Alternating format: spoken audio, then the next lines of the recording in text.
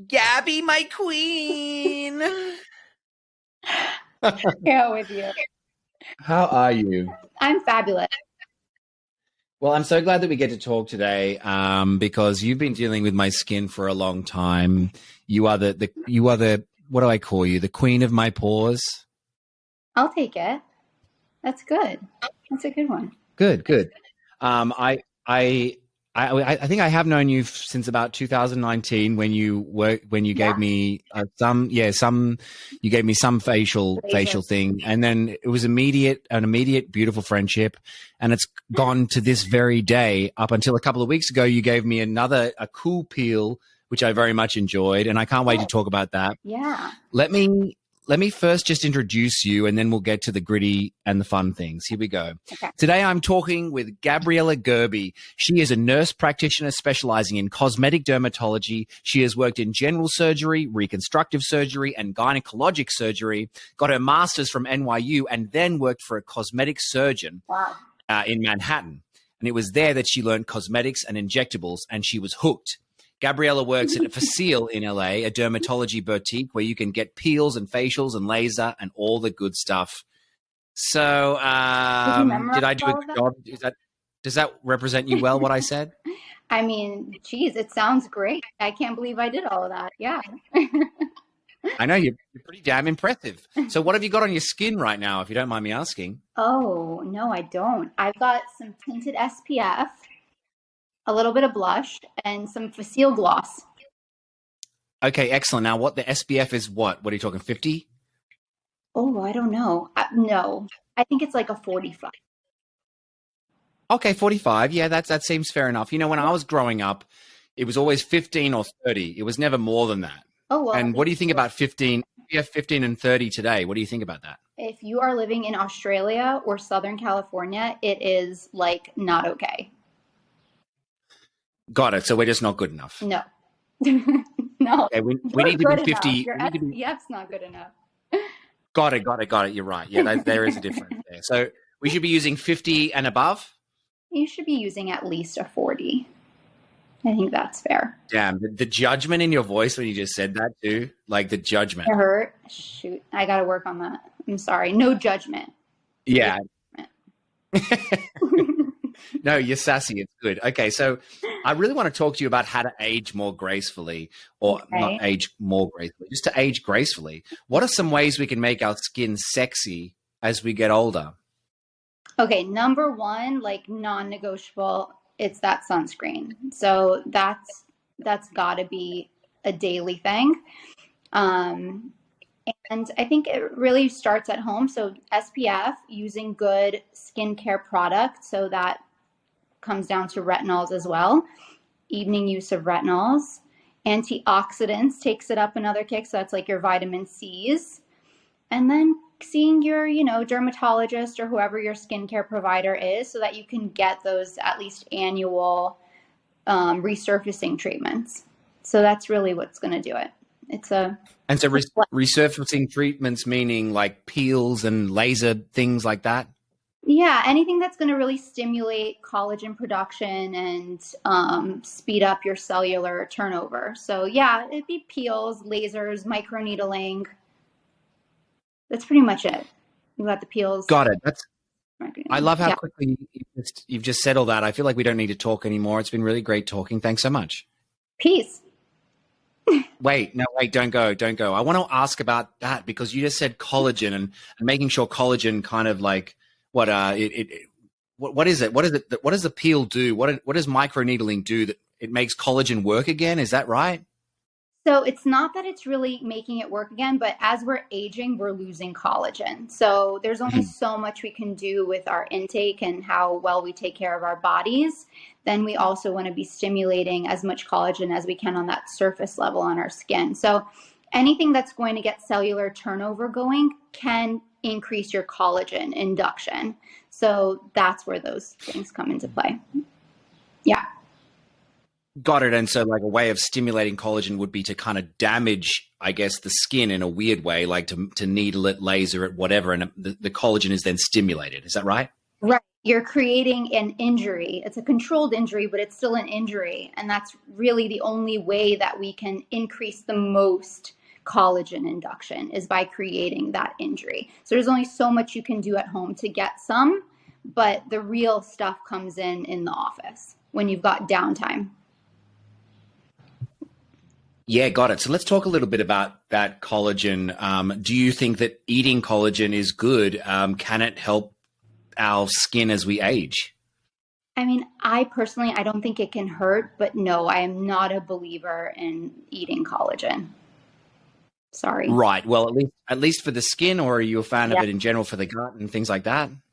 For the skin, we really don't know how it works. I'm not up to date on whatever, collagen induction does to the body per se.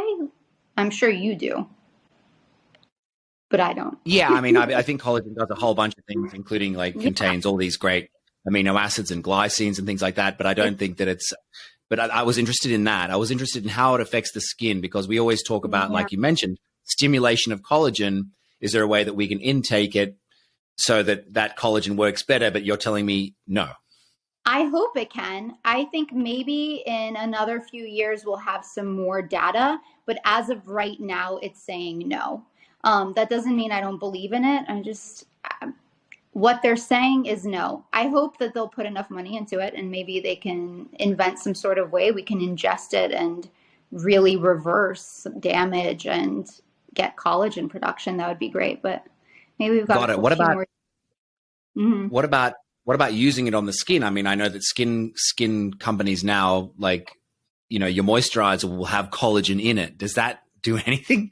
Yeah, I don't think so. It's just sort of sitting there. I know there's someone who makes it's your moisturizer with PRP in it. So that's where they draw your blood and they spin it and they extract the plasma from it. But if it's just sitting on the surface, there's no way for it to actually penetrate it. So the only way you would get that again would be with an office treatment. Got it. Actually, you were just talking about PRP, and I've had that done before. I think with the microneedling, they took blood from me, then they whip it around really fast, and then they withdraw. Is it PRP? Is that what it's called? It's called PRP, platelet-rich plasma. Yeah, and then they microneedled me with that on it. Is that what they did? Inject it at first, which not everyone injects it, but at our office we do inject it into all the areas where we're noticing that, loss in your skin structure. So that's where the wrinkles are, the fine lines around your eyes, around your mouth, and we inject it. And then, yes, you got it microneedle, and you got a microneedling with the the PRP going into the surface of your skin. So it kind of goes down into a deeper level with the injection, and then superficially with the microneedling process. Yep. So let's talk about sunscreen. I know you're a fan. What about sun exposure? Is that good for the skin? And how much is too much? I mean, that's so hard to say.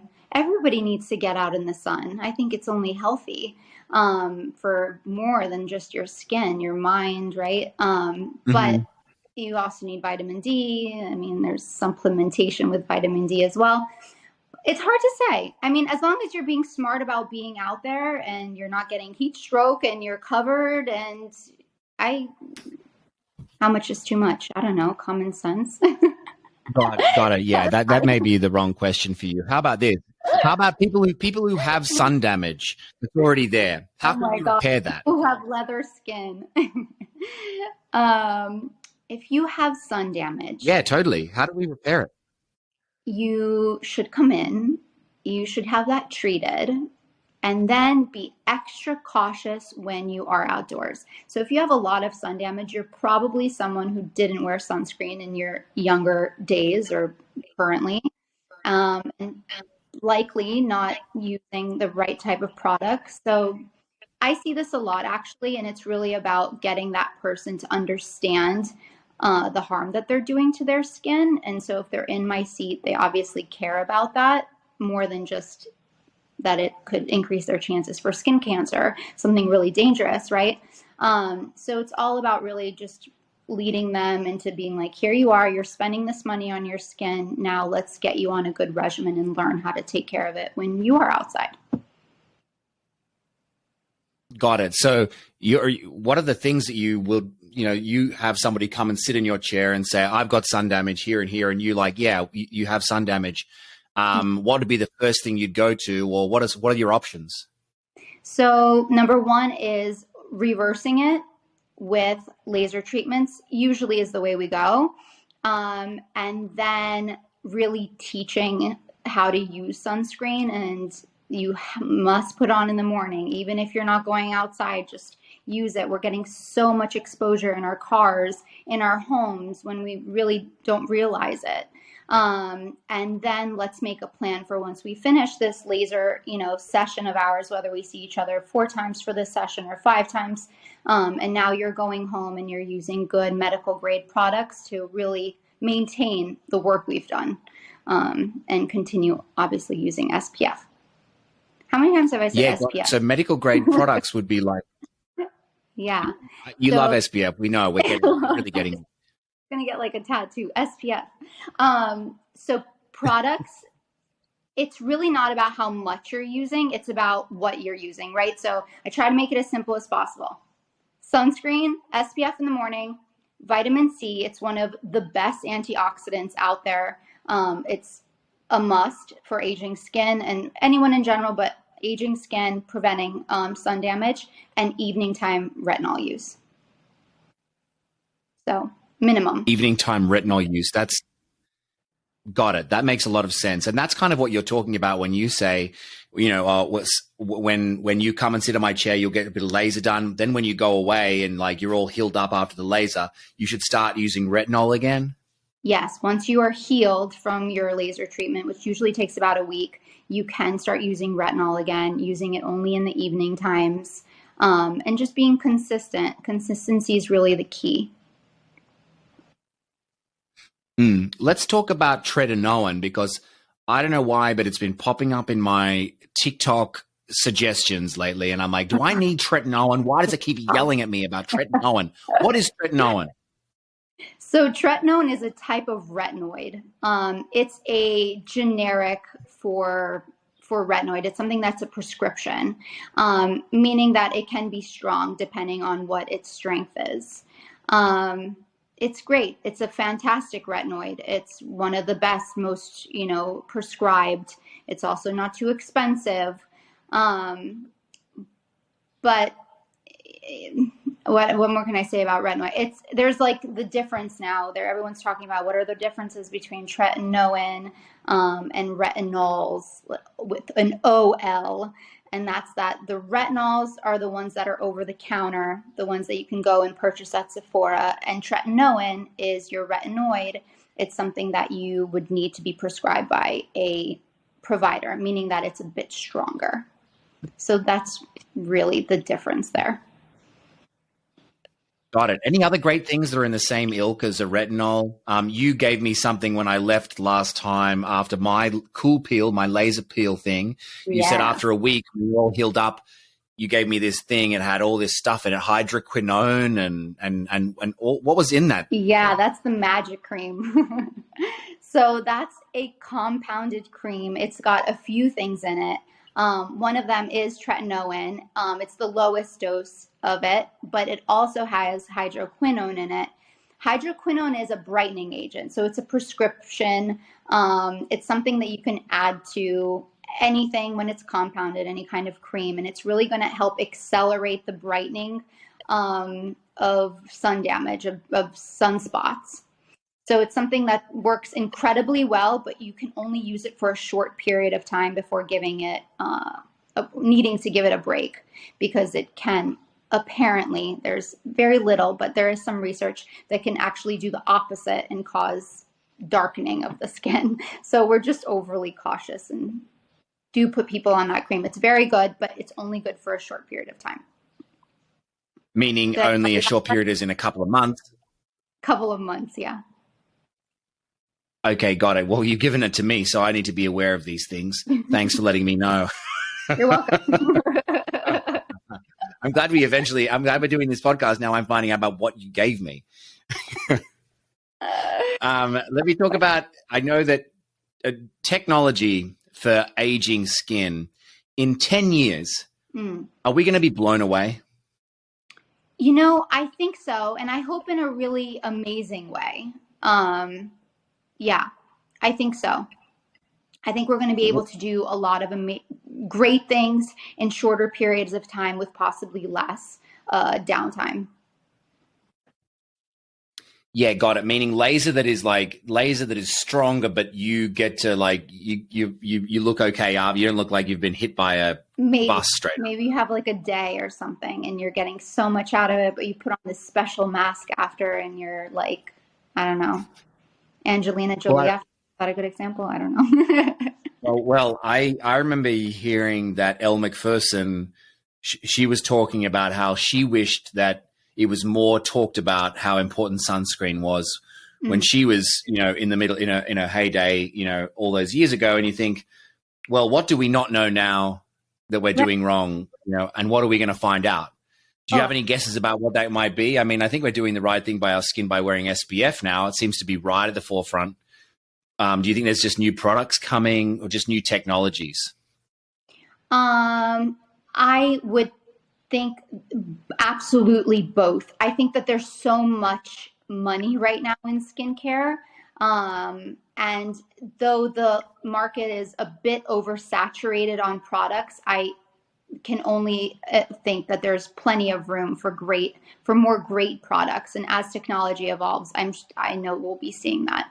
And with the lasers, I mean, we're seeing it now. Every year something new comes out that's even greater, and far, far more superior than what came out the year before.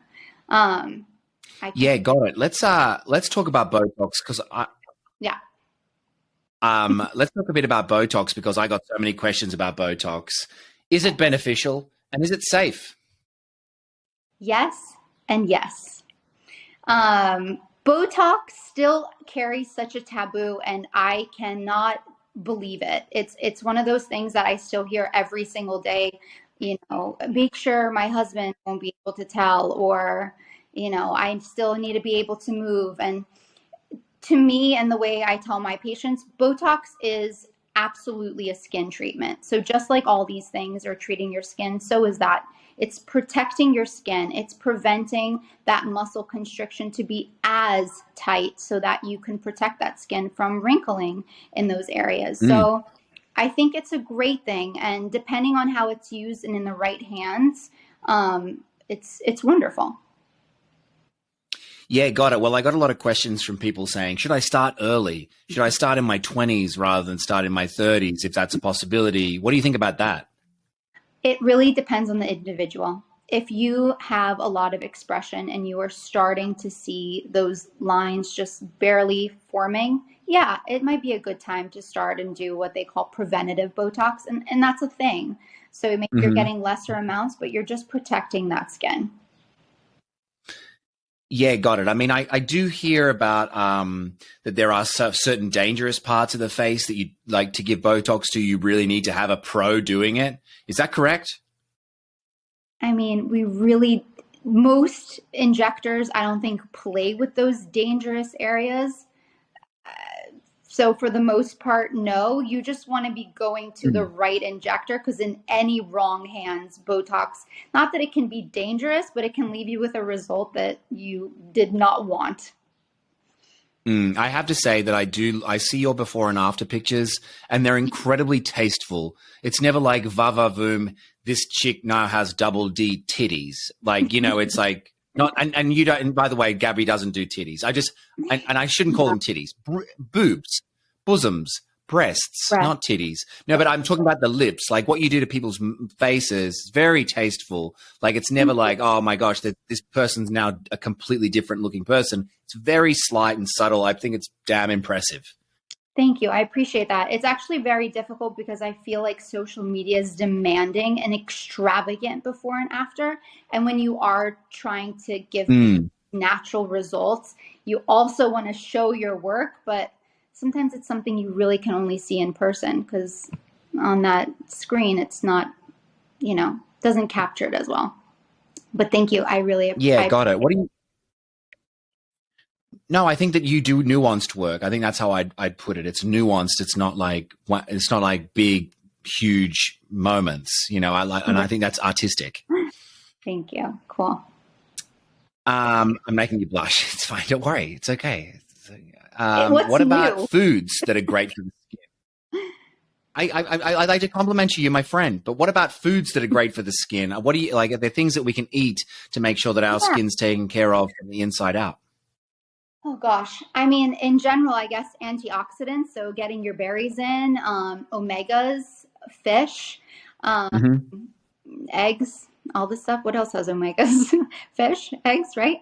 I think in general, just taking care of your body makes you have better skin, makes you have, more energy to go take care of your skin.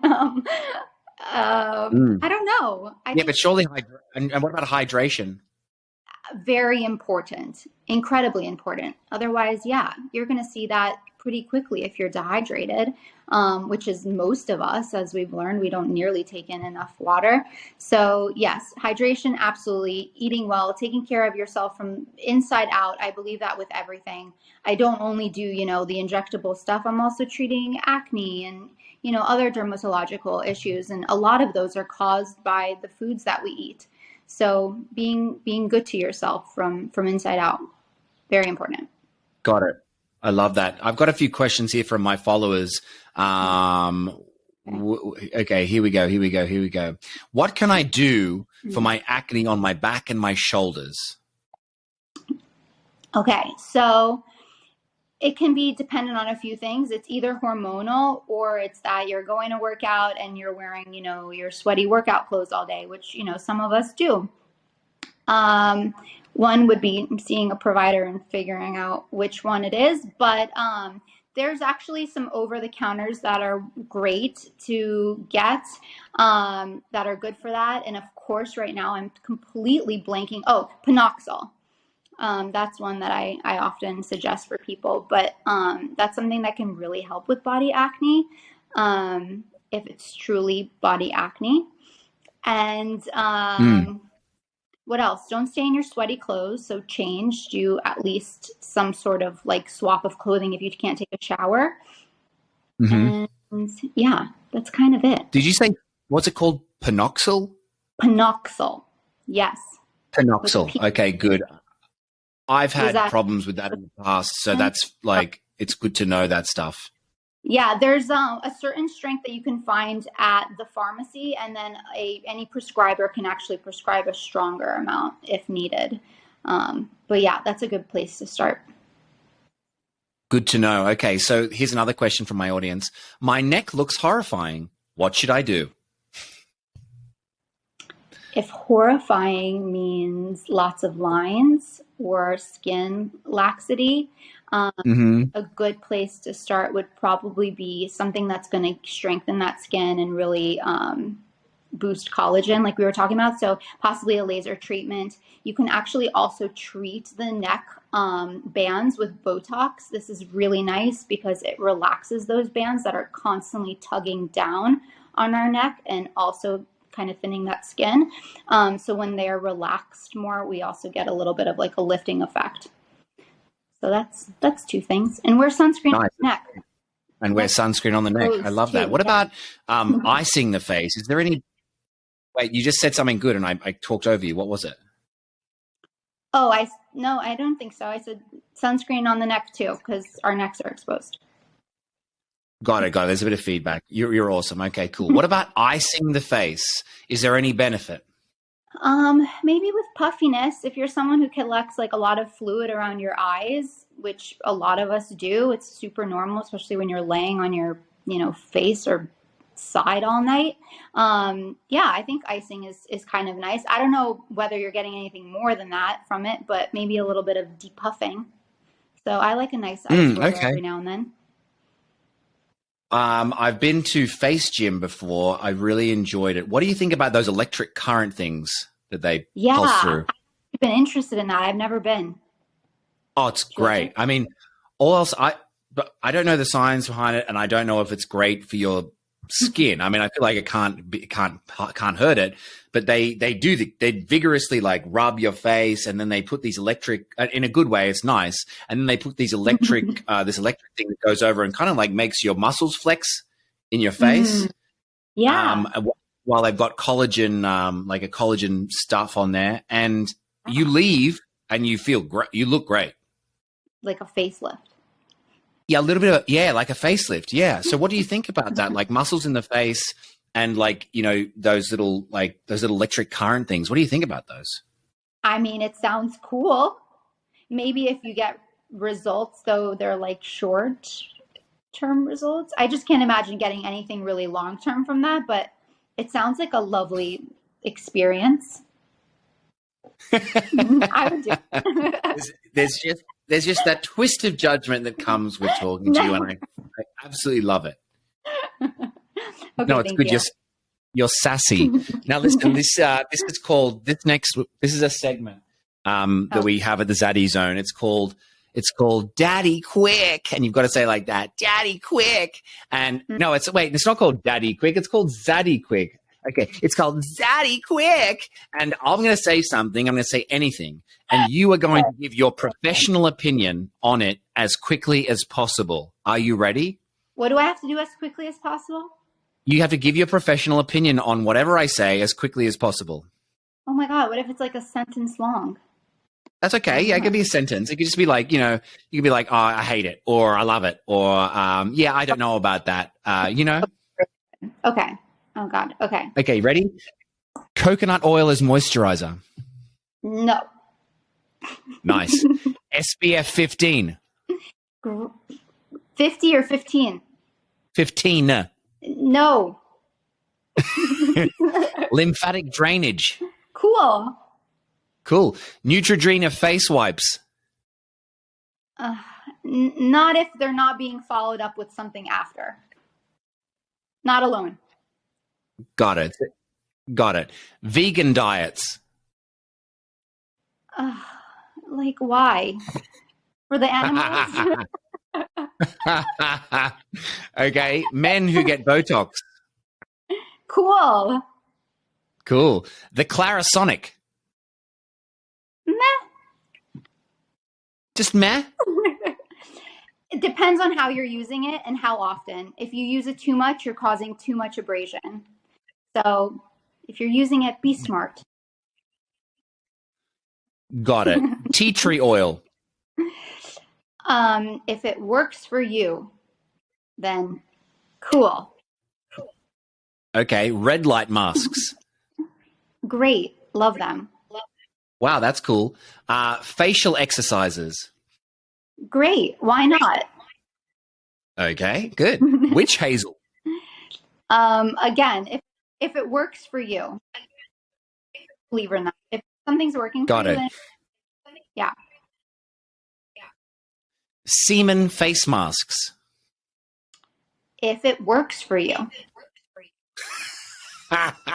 That's a cop out. All right. St. Ives apricot scrub. Trash immediately. There it is. I like when you just embrace your judgmental side. You know what I mean? My husband would say the same thing. Let's talk about what you like day to day at work. Let's talk about what you do at work that you're excited about. Like you love to do these laser peels, let's talk about the technologies that you love that are at your work. Okay. The technologies that I love in my work, honestly, all of them. Not that we have that many, but we have a select few. It's super curated, so I love all of them. You've got your microneedling device, which really is fantastic. Microneedling is something good that for almost anyone of any color can do it. I really love it for that. Then we've got a few different lasers depending on what we're doing, whether it's just hyperpigmentation, if we're also trying to get some collagen induction, like the cool peel, which you did, that I love very much. And then, am I supposed to be listing all of them? Well, I just want to know, okay, so if I, yeah. When would you choose to give somebody needling rather than the cool peel? Yeah, so if I am seeing someone who is younger and really just starting out with taking care of their skin, preserving that skin that they have. I love choosing microneedling for that. I also like microneedling for anyone who has acne scarring. So if it's, you know, specifically that, microneedling is a great first choice over the laser. Yeah, got it. And what about like acne, for instance? People coming in with facial acne, what treatment would you use then? Would you just go a facial, or would you use a laser? So first I'd go over everything that you're doing, pretty much your lifestyle and your foods, and also what topical stuff you're using. And we narrow it down and really make something that's specific and targeted for your acne.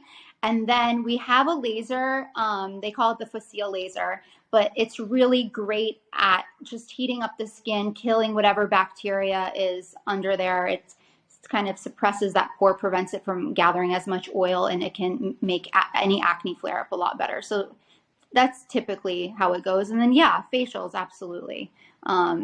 Getting a little bit on like a regimen with that. And then when you decide to give somebody a cool peel, why would you decide to give them that? When their name is Lou Cook and they are crazy. I love the cool peel for so many things. It's really great for aging skin because it's, again, inducing collagen. You're getting a little bit of a lift and a tightening of the skin from that. It's also targeting hyperpigmentation. So it's a resurfacing laser. So you're really getting fading of your hyperpigmentation. Being that it's inducing collagen, it can make the wrinkles a little bit, you know, less visible. It's kind of that laser that's good for everything. And there's also not that much downtime.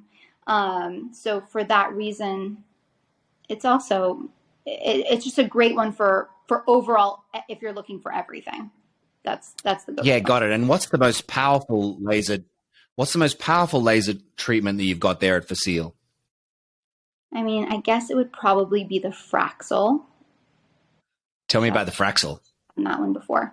So Fraxel is neat. It has different ways. So there's different ways you can play around with it and with the settings to make it work for different things. I think it used to get used more in the past for acne scarring, but now that we have all these other things, it's just kind of on the back burner. Fraxel is great for, again, that aging skin, someone who's got a whole lot of sun damage and it's tough.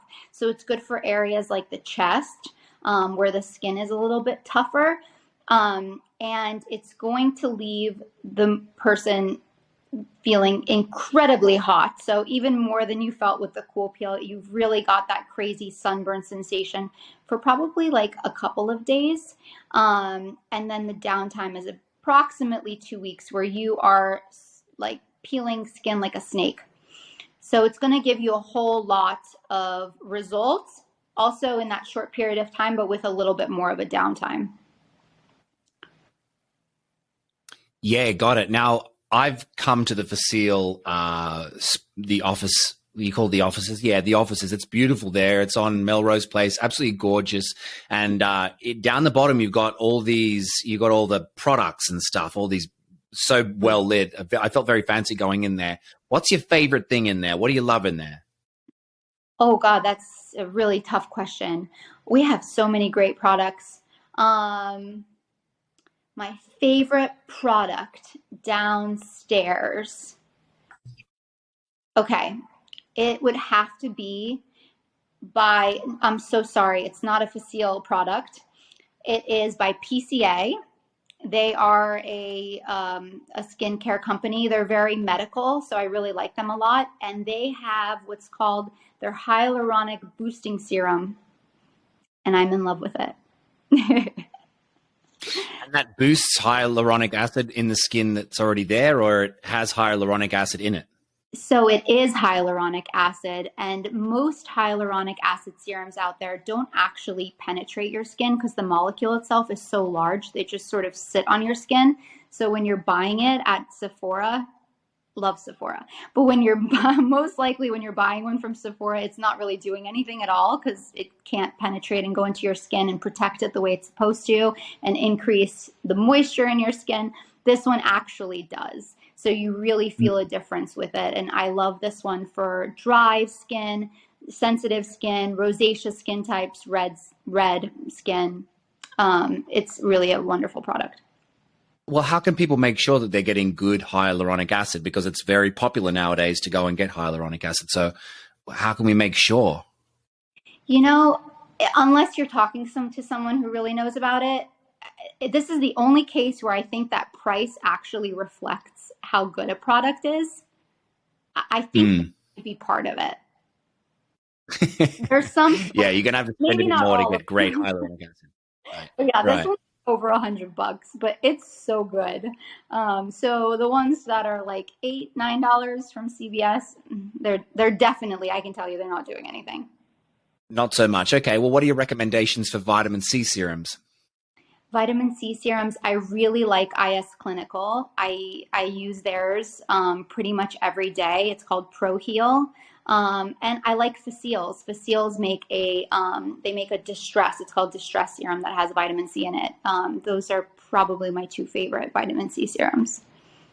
And you put that underneath your sunscreen in the morning? Yes, it goes on. It's the first thing that goes on in the morning after you've washed your face, whether with water or cleanser, and then moisturizer and then SPF after. Okay, cool. Now now SPF. Now, what are the great brands for SPF? What should people look out for when they're buying SPF? So there's still that great debate on mineral versus chemical sunscreens. And the truth is any sunscreen is better than no sunscreen. But of course, if you're using sunscreen daily, which you should be, you probably want to be using one that's more safe for your body, right? So mineral ones are really my favorite and my go-to. They're also better if you have hyperpigmentation. Sorry, see me? They're also better if you have hyperpigmentation because mineral sunscreens will actually bounce rays off, whereas chemical ones absorb rays, and that's not great for anyone who has hyperpigmentation or melasma.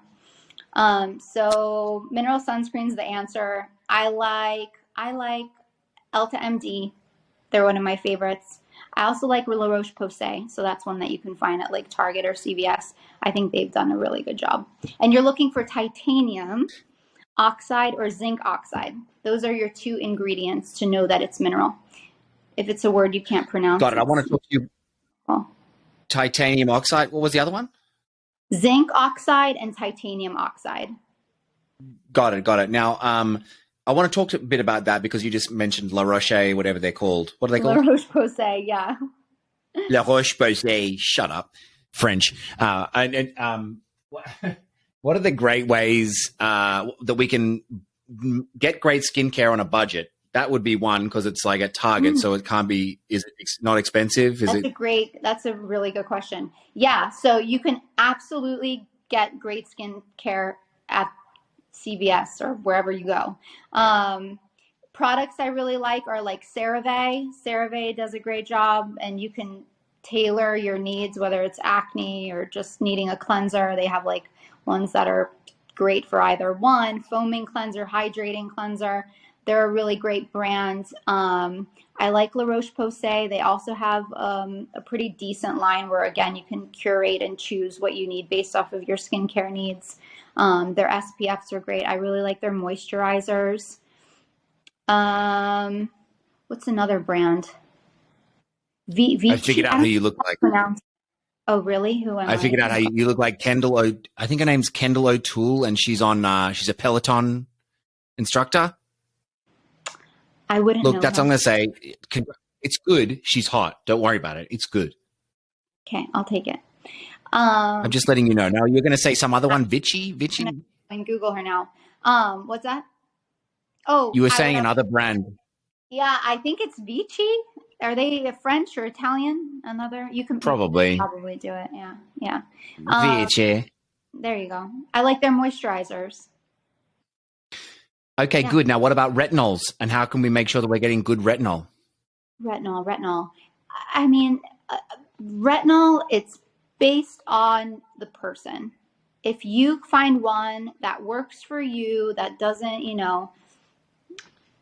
retinol is such a whole topic. Yeah, it's hard, isn't it? Because using retinol, when you use retinol at night, and especially in the summer, you need to be really careful about going out in the sun. Like it makes you. So this is actually a myth. So retinol, as they've recently concluded, is actually desensitized in the sun. So it just doesn't really make a point to, there's no point to wearing it during the day. It's only working if you use it at night. Otherwise, there's really no dangers. How about that? Wait. So you're saying that retinol doesn't make you more sensitive to the sun? Retinol does not make you more sensitive to the sun. Okay, yeah. I mean, wearing it during the day was a crazy thing to do anyway. But what about using it at night and then you go out in the sun after that next day? I was always thinking that like, oh, it's affecting my skin really badly if I did that. No, I mean, there's some belief that like because it's removing some dead skin cells, it's really an exfoliant, that it's a good thing to wear sunscreen the next day. It's always a good idea to wear sunscreen, but especially if you're using retinol. So I think there's a link between that. But otherwise, you are not subjecting yourself to, some kind of crazy reaction if you wore it during the day. Yeah. So retinol, well, I think the original question was, how do you know whether you're using a good retinol? And the truth is, as long as you're using a retinol on a regular basis, it's working for you. There's no way that it can't be working for you. And it just depends on whether you want to get through that. It's called like a retinization process, where you're getting really red and irritated and flaky at the beginning, which most dermatologists would tell you that's a great thing and tough it out, because at the end there's the rainbow and you have this beautiful glowy skin, and now your skin is used to that high, percentage. I'm not one of those people. I think it sucks to have to go through that, especially if you're like living your life and not wearing a mask every day. So start with a lower dose. That's absolutely fine. Build up to it. As long as you're doing well with it, you are definitely getting the benefits from using it. And do you use it nightly, or is it like an exfoliation where you do it once a week? Nightly. Nightly is really the key. And when you're first starting out, it's fine if you're only doing it a couple of times a week, but just make sure you slowly increase, because your skin does get tougher and less sensitive to it. Got it. I just want to recommend people going to see Gabriella, because I went and got my cool peel the other day, and I think I look great.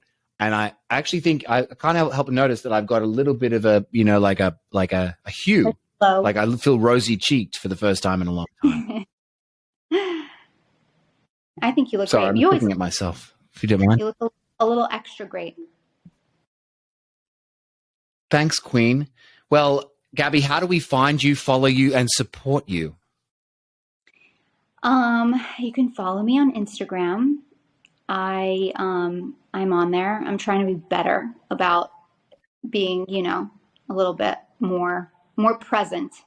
You're my cheerleader. Always sending me all the little all the videos. You should do this. I love it. Yeah, but wait, you're trying to be more present with life or with Instagram? No, I'm trying to be more present on Instagram. Most people are trying to do the opposite. I'm actually trying to be more present on Instagram and give the people what they want, like good information. So anyway, yes, you can go ahead and follow me on there. And otherwise, I'm mainly at our flagship location, Facile Dermatology on Melrose Place. It's a beautiful, lovely place. And yeah, come visit me. And what's your handle on Instagram so people can follow you? Oh yes, my handle is Gabriella with 2 L's _, and it's FNP.